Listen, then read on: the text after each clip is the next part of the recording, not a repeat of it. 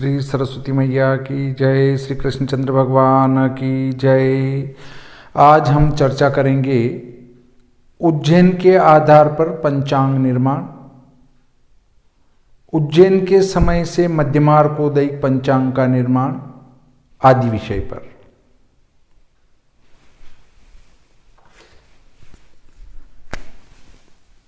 उज्जैन मध्यमार्कोदयिक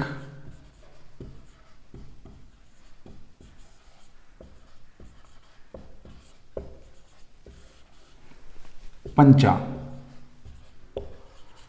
मध्यमार्कोदय उज्जैन का क्या है? 6:27 IST।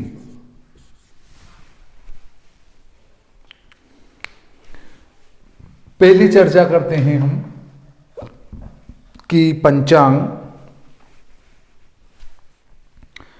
हम केतकर चित्रापक्षी अयनांश को क्यों नहीं अपनाएं? क्योंकि केतकर का जन्म तो दक्षिणी भारत में हुआ था, वो चूंकि हमारे यहाँ के नहीं है इसलिए हम उसका उपयोग नहीं करेंगे। केतकर दक्षिण भारत के, वो क्या समझे इधर के गणित में? बिल्कुल बात सही है, आप कहते हैं वो कर लेते हैं। ग्रह लाघव से पंचांग बनाओ सब। गणेश देवज्ञ का तो जन्म जैसे उज्जैन में हुआ था और उनने उज्जैन के आधार पर गणित लिख डाला। भाइयों, गणेश देवज्ञ के पिताजी का और गणेश देवज्ञ का जन्म भी पश्चिमी समुद्र तटवर्ती क्षेत्र के एक गांव नंदीग्राम में जन्म हुआ था गणेश देवज्ञ का। उनके पिताजी का वहां जन्म हुआ था। तो फिर उनको मान्यता आप उज्जैन में क्यों दे रहे हैं? अब आप कहेंगे साहब उनने उज्जैन के आधार पर पूरा गणित लिखा है, तो क्या केतकर महोदय ने अमेरिका के आधार पर गणित लिखा है? बताएं। केतकी ग्रह गणित आपने पढ़ा ही नहीं और आक्षेप लगा दिया,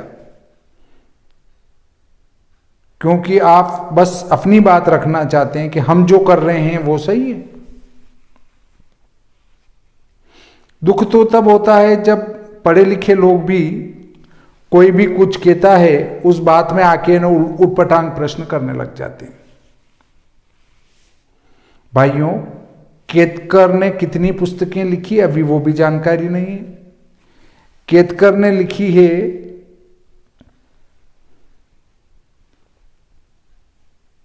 सौरार्य ब्राह्म पक्ष तिथि निर्णय, वैजंती नाम पंचांग गणितम, केतकी ग्रह गणितम, अयनांशा निर्णय, ज्योतिर्गणितम, मराठी ग्रह गणितम, ग्रह गणित मालिका, भूमंडली सूर्य ग्रहणम। इतनी पुस्तकें उन्होंने लिखी। और भी है जो उनकी हस्तलिखित है जो प्रकाशित नहीं हुई है, पर जो प्रकाशित हुई हैं वो ये है। अयनांशा विमर्श के ऊपर भी उन्होंने पुस्तक लिखी है, गोलाध्याय पर भी उन्होंने प्रकाश डाला है। तो अगर कोई विद्वान लेखक हुआ है और उसने भी उज्जैन के आधार पर कोई गणित किया है तो मानने में कोई दोष मुझे नहीं लगता है। परंतु केतकी ग्रह गणित भी स्थूलता की तरफ बढ़ चुकी है और उससे भी सूक्ष्म चीज़ें आ गई है, तो क्यों ना उनका उपयोग किया जाए। उनका उपयोग करने में कोई दोष नहीं है।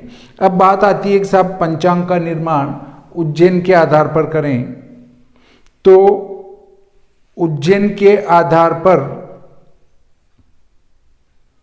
पंचांग निर्माण हो ही रहे हैं। उज्जैन के अलावा नीमच के आधार पर हो रहा है, जोधपुर के आधार पे हो रहे हैं, जयपुर के आधार पे हो रहे हैं, दिल्ली के आधार पर हो रहे हैं, वाराणसी के आधार पर हो रहे हैं, उड़ीसा में जो उसकी राजधानी है उसके आधार पर हो रहे हैं, महाराष्ट्र से हो रहे हैं, तो उसमें दिक्कत क्या है कि उज्जैन के आधार पे और उसमें भी मध्यमार्कोदयिक पंचांग निर्माण करें। देखिए, मध्यमार्कोदयिक पंचांग आप निर्माण कर रहे हैं, एक तिथि एकादशी को लेते हैं। एकादशी अगर 6:40 तक है और आपका मध्यमार्कोदय को तो पहले परिभाषित करके उसको समझें कि मध्यमार्कोदय है क्या चीज है। मध्यमार्कोदय वो है कि आपने सूर्योदय फिक्स मान लिया 6:27।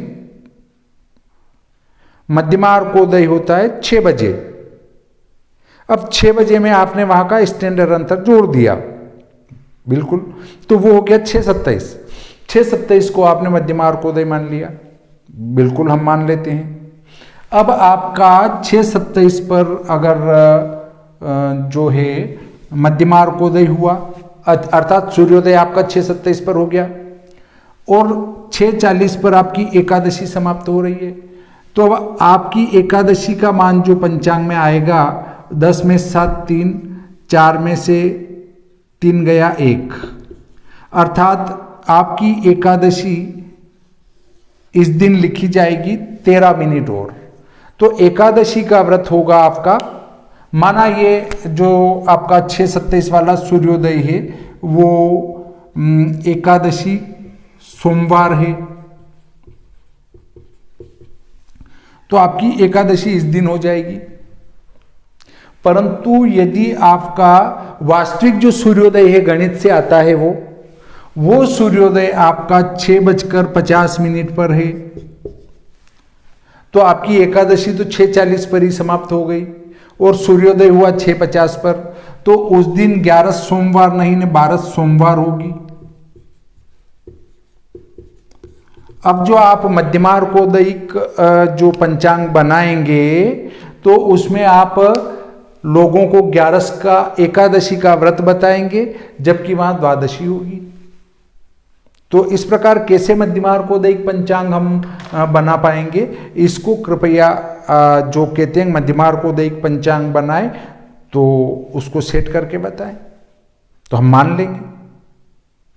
दूसरी बात, भारत जैसे विशाल देश में एक ही स्थान को प्रधान मानकर कोई भी कार्य किया जाना संभव नहीं है। जैसे एक ही पद्धति के आधार पर पंचांगों का निर्माण हो, अर्थात दृश्य के आधार पर ही पंचांगों का निर्माण हो, और दृश्य के आधार पर ही पंचांग यदि निर्माण होते हैं तो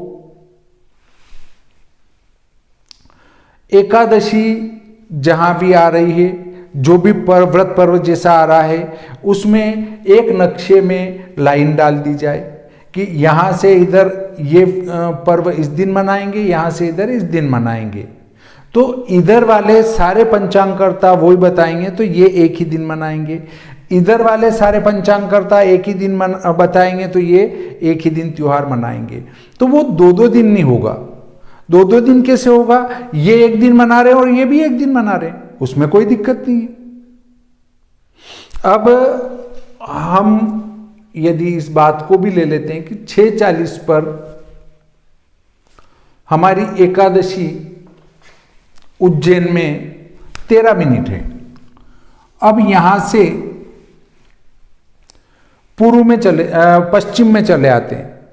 उज्जैन 75-43 पर है और 75 और 4 गुणस्थित 75 में से घटा देते हैं,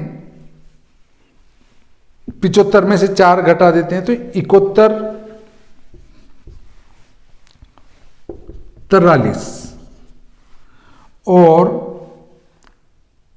75-43 अंतर आया 4 का, गुणा किया 16, 4 का गुणा करेंगे 16 मिनट बाद, अर्थात उज्जैन से ये जो स्थान है 71-43 वहां पर हमारा सूर्योदय 16 मिनट बाद होगा। अब आपकी एकादशी 6:40 पर समाप्त होती है और वहाँ पर सूर्योदय 71:43 पर 6:40 के 16 मिनट बाद होता है, तो वहाँ पर द्वादशी में सूर्योदय होगा। जैसे 6:40 हमारा यहाँ का सूर्योदय कितना है, 6:27।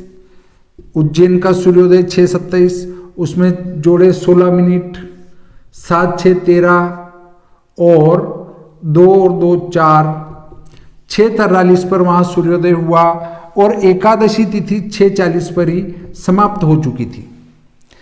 अब एकादशी सूर्योदय के समय नहीं थी, इससे उस पश्चिमी भारत में तो एकादशी का व्रत होगा एक दिन पहले और यहाँ उज्जैन में एकादशी का व्रत होगा एक दिन बाद और पहले का अंतर रहेगा। चूंकि वहां पर द्वादशी हो जाएगी इसलिए ये बाद में ये एक दिन पहले मना लेंगे।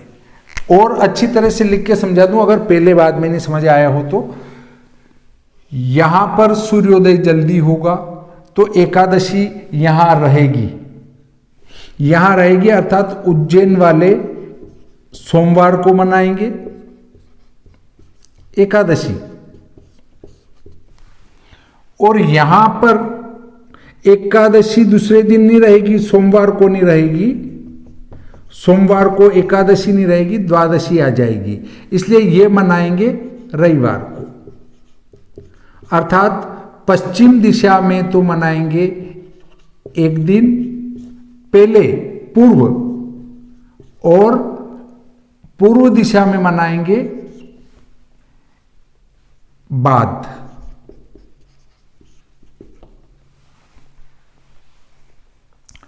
चूंकि यहां एकादशी रविवार को रहेगी, सोमवार को तो यहां द्वादशी आ जाएगी, इसलिए ये रविवार को ही मना लेंगे और ये सोमवार को ही एकादशी मनाएंगे पूर्व वाले और पश्चिम वाले बाद में रहेंगे। तो शायद इस पूर्व और पश्चिम वाली बात आपको समझ में आ गई होगी। यदि हम उज्जैन के ही आधार पर पंचांग बनाते हैं और फिर वो भी मध्यमार्कोदयिक, तो गुड़ गोबर और शक्कर और उसमें गोमूत्र ये सब मिला के जो मिक्स बनेगा वो कोई उसको सूंघना पसंद नहीं करेगा। तो पहले तो मध्यमार्कोदयिक की बात करना ही नहीं चाहिए। इस आधुनिक युग में मध्यमार्कोदय बात खत्म हो जाती है। आनंद स्वरूप जी शास्त्री साहब निर्णय सागर पंचांग करता, उनसे मेरे अच्छे संबंध थे। वो मेरे को बेटा के ही बुलाते थे और मेरे को बिठा के काफ़ी लंबी चर्चा किया करते थे। तब एक प्रसंग निकला हमारा, मैंने कहा अंकल जी ये अगर मध्यमार्कोदयिक पंचांग के संबंध में क्या कहना चाहते हैं। तो बेटा मेरी भी कई विद्वानों से भी इस संबंध में चर्चा हुई है और उनने कहा को नाम मध्यमार्कोदय, उनने फिर हिंदी भी बताया। उनने कहा मध्यमार्कोदय क्या है जिससे आप पंचांग बना रहे हैं। हमारे समस्त व्रत पर्वों के साक्षी सूर्य भगवान है, उसके बाद कर्मकाल व्यापिनी तिथि है, या जिसमें कर्मकाल व्यापिनी नहीं भी है तो सूर्य से उसका संबंध है। हमारे जब समस्त कार्य सूर्योदय से संपन्न होते हैं तो फिर मध्यमार्कोदय क्या है। उनने भी इस पर मुझे एक विस्तृत बात बताई थी। तो मैं भी ये कह रहा हूं कि मध्यमार्कोदय क्या चीज है, कुछ भी नहीं है। मध्यमार्कोदय न तो उस समय सूर्य हुआ उदय हुआ,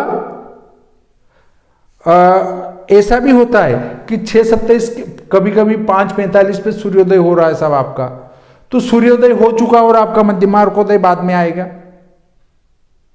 और कभी कभी मध्यमार्कोदय निकल गया और सूर्योदय बाद में हो रहा है, तो फिर उस सूर्योदय क्यों निकाल रहे हो, फिर तो मध्यमार्कोदय लेके चलो। इष्ट घटी भी इसी से बनाओ 6:27 से। पर इस बात को कैसे समझाएं कि आप इस मध्यमार्कोदय को छोड़ें, ग्रह लाघव को छोड़ें, और यदि ग्रह लाघव सत्य है तो सूर्य सिद्धांत क्यों असत्य है कि भाई ग्रह लाघव को ही अपनाएंगे क्योंकि ये तो उज्जैन में रहते थे, तो उज्जैन में नहीं रहते थे। ये मैंने बताई है आपको, समुद्री तट पर इनका जन्म हुआ था, समुद्री तट के किनारे वाले गांव में, ये वहाँ के निवासी थे, तो उससे भी उज्जैन सिद्ध नहीं हो रहा है। अगर इनने उज्जैन के आधार पर गणित लिखा तो केतकर महोदय ने भी उज्जैन के आधार पर गणित लिखा है। सबसे पहला ग्रंथ है सूर्य सिद्धांत, सबसे आखिरी ग्रंथ है दृश्य, तो ये बीच वाला ग्रह लाघव ही क्यों सही है, इस पर भी प्रकाश डालें कि जिस चीज पर आप जोर लगाए जा रहे हैं कि ग्रह लाघव सही है, तो क्यों सही है, सूर्य सिद्धांत क्यों सही नहीं है। और जब ग्रह लाघव सही है तो उसमें ग्रहण की प्रक्रिया दी है, सूर्य ग्रहण का गणित भी दिया है, चंद्र ग्रहण का गणित भी दिया है, तो फिर आप ग्रहण उस गणित से क्यों नहीं कर रहे हैं, आप दृश्य से गणित क्यों कर रहे हैं, इस बात पर भी प्रकाश डालेंगे तो बहुत अच्छा रहेगा। इस प्रकार शायद आपको मेरी ये मध्यमार्कोदय से संबंधित बातें समझ में आ गई होगी।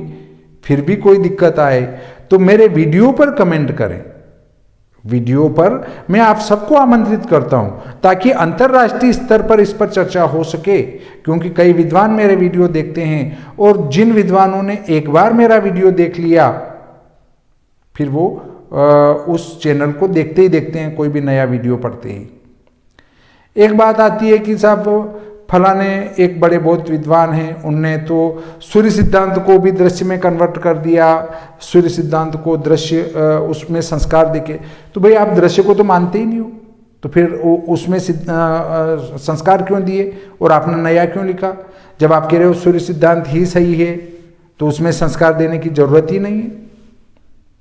एक भाई साहब ने कहा था कि भाई वो फलाने तो बहुत बड़े विद्वान है और उन्होंने सूर्य सिद्धांत में संस्कार देके उसको दृश्य कर दिया। तो जब आप एक तरफ से तो कह रहे हो सूर्य सिद्धांत सही है, दूसरी तरफ से उसमें संस्कार देके नया सूर्य सिद्धांत बना दिया, तो वो सही कैसे मान लें। और जब आपने उसको संस्कार देके दृश्य बनाया है तो फिर दृश्य गणित को दृश्य क्यों नहीं माना जाए।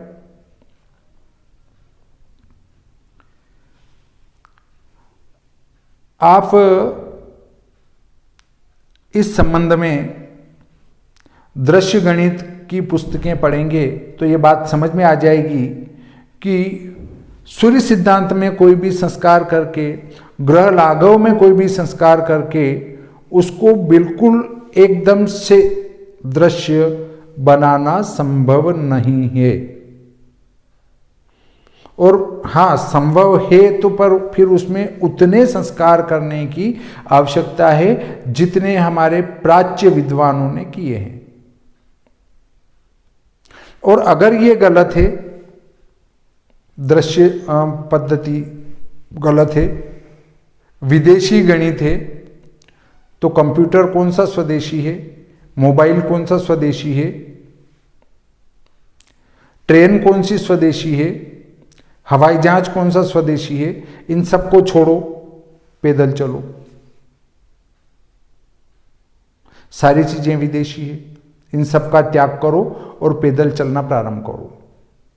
तब जाने की नहीं साहब ये तो पूरा स्वदेशी को लेके ही बात करते हैं, स्वदेशी खाते हैं, स्वदेशी पीते हैं, स्वदेशी उठते हैं, स्वदेशी चलते हैं, स्वदेशी बात करते हैं, विदेश की का नाम नहीं लेते हैं, तो फिर तो उपयुक्त है कि आप सूर्य सिद्धांत और ग्रह लाघव का ही उपयोग करें। इस प्रकार ये आज का प्रकरण संपूर्ण होता है। श्री सरस्वती मैया की जय, श्री कृष्णचंद्र भगवान की जय।